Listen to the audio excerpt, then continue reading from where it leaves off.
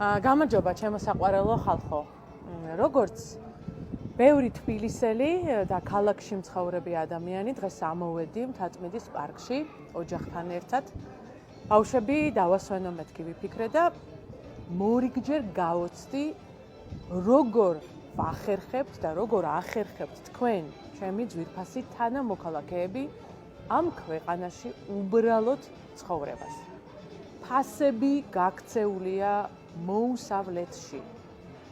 ახლა ვიყავი კონფერენციაზე შვეიცარიაში და არავითარ ლოგიკას არ ექვემდებარება, რომ ყავა თბილისში და ჟენევაში ერთი და იგივე ფასი ღირდეს.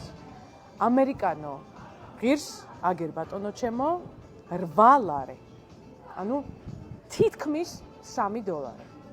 კაპუჩინო ღირს 12-დან 15 ლარამდე. ზუსტად იმდენივე 3 ფრანკი ღირს ჟენევაში. შეიძლება რომ ჟენევის ხელფასების პირობები და საქართველოს ხელფასების პირობები ერთმანეთს შეედაროს.